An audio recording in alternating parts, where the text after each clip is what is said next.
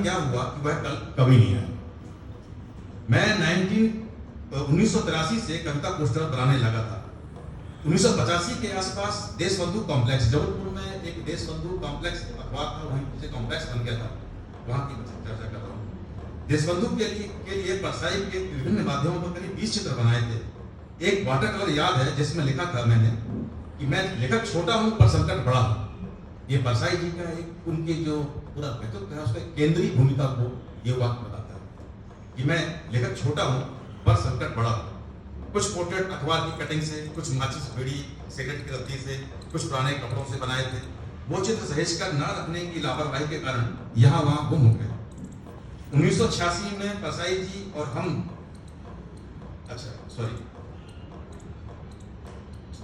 चित्रों को सहेज कर न रखने के कारण, लापरवाही के कारण वो चित्र गुम हो गए।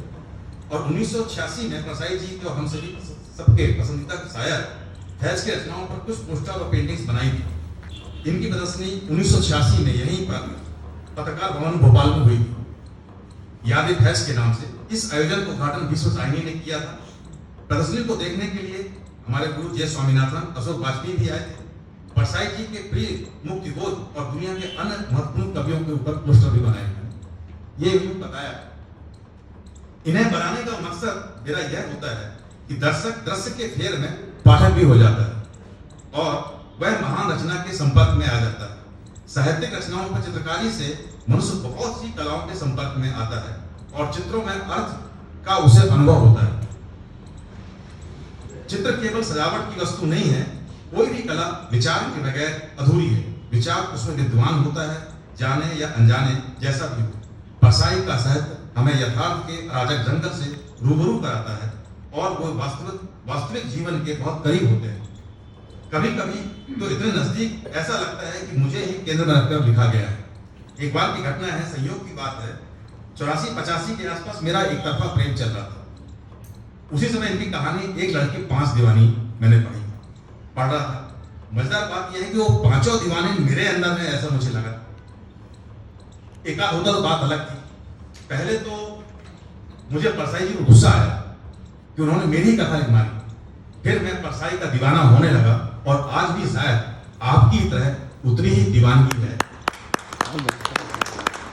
उनके एक जानिसार हम भी हैं जहां 100,000 हम भी हैं।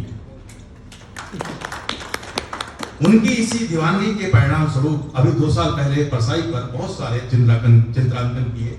इन्हें राजकमल प्रकाशन ने कैलेंडर छापकर पूरे देश में बांटा। हिंदी साहित्य जगत में यह शायद अपने किस्म का पहला काम था जिसमें एक ही रचनाकार को अलग अलग मूड्स और सेट्स के साथ प्रस्तुत किया गया हो। यह काम मेरे मन का था, इसे मैंने पूरे मनोयोग से किया। यह बात और है कि प्रकाशन को यह काम पूरी तरह से एक तरह से कोणियों के मोल हासिल हो गया। कलाकार सौदेबाजी के मामले में बहुत कमजोर होता है, उसे व्यापार की तमीज नहीं होती। यह उसकी गरीबी का कारण भी होता है। वैसे हमारे यहाँ सयाने और समझदार लोग कहते हैं कि कलाकारों को अर्थ के फेर में नहीं पढ़ना चाहिए। सही कहते हैं, अर्थ के फेर में सयाने समझदार लोगों को ही पढ़ना चाहिए, क्योंकि बाकियों के लिए अर्थ ही अनर्थ है। परसाई जी कहते हैं जो लोग चोर हैं वही इस बात का सबसे ज्यादा प्रचार करते हैं इस महान देश में लोग अपने घरों के किवाड़ खोले रखते थे। परसाई जी और मेरे अपने शहर जबलपुर में भी रद्दी और कबाड़ का बाजार है जिसका नाम गुरंदी बाजार। मेरा एक दोस्त जो बेहतरीन फोटोग्राफर है, उसने मुझे बताया कि संडे को गुरंदी गया था। वहां दुनिया के बहुत सारे लेखक रद्दी बिकते मिले, लेकिन परसाई जी नहीं मिले।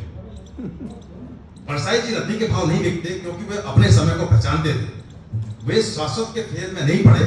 शाश्वत रचने वाले गुरंदी बाजार में रद्दी के भाव बिकते हैं। बहरहाल रद्दी और कबाड़ का यह बाजार ऑफलाइन है। आज दुनिया लगातार ऑनलाइन होती जा रही है, बहुत तेजी से हो रही है। हम खुद लगातार धीरे धीरे ऑनलाइन होते जा रहे हैं। यहाँ तक कि हम पैदल चलना भूल रहे हैं। हमारी नजरें हमारे कदमों में नहीं है तो हम यथार्थ कैसे देखेंगे? खाते और सोते समय तक लोग ऑनलाइन होते हैं। अभी से सबसे बड़ी समस्या है कि बच्चों का पढ़ना लगातार कम होता जा रहा है।